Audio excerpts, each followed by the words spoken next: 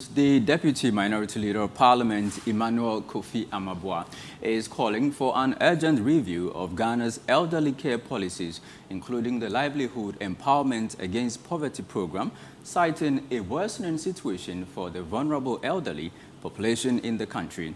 The MP, who has established an elderly care center and a food bank in his constituency, believes such a move will inure to the benefits of the country.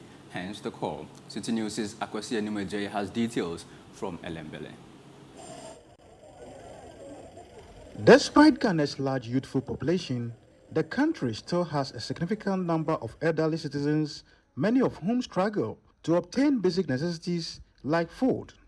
According to the 2021 Population and Housing Report by the Ghana Statistical Service, 341,960 elderly people are living alone, with 62,480 of that number being 80 years and older. Additionally, 25.7% of elderly people are multidimensionally poor. The Livelihood Empowerment Against Poverty program, LEAP, was introduced 15 years ago to help alleviate poverty among the extremely poor and vulnerable, but the situation has reportedly worsened. As the first and only MP to personally establish an elderly care center and a food bank to support the elderly in his constituency, Armah-Kofi Buah is now calling for a comprehensive review of Ghana's elderly care policies. If you look at the landscape of our country, the elderly in Ghana, dimensionally as we speak, are the poorest, basically. And you can describe them when it comes to people who are mostly abused. They are old people who are basically described as witches and basically abandoned are old people. These are old people are the people who, quite frankly, struggle to get funds, struggle to get access to health care. The old people are really the people that, quite frankly, are mostly abandoned. The challenges for them are very daunting, especially in this period of economic crisis. When the breadwinners are struggling, you can see what impact it has on old people. And that is why this is really the time to bring policies that will really focus on old people. Amen.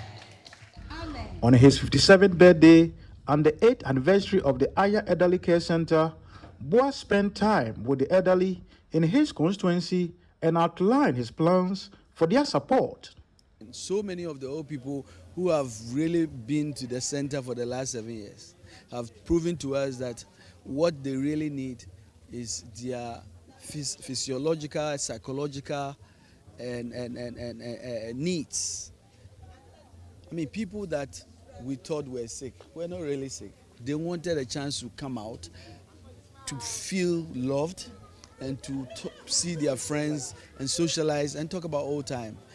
Those emotional needs are very important when you are old. And this center, the Aya Community Center, has proven that there is the need for us to expand their care for the elderly across the country. And I will use the occasion, we have volunteers who will come, doctors who will come and help us with cataract, eye care problems here. I mean, there are specialized care that we will not have in many parts of Ghana. I mean, how do you expect old people who have cataract to go to Kolebu, spend 1 week there to try to get care? It's impossible.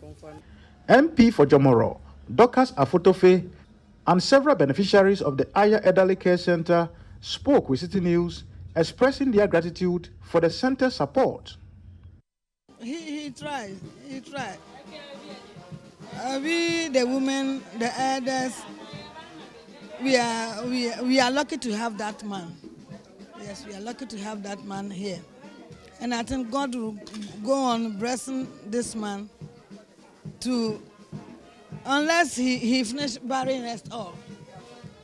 So we thank God for him. We thank God for him.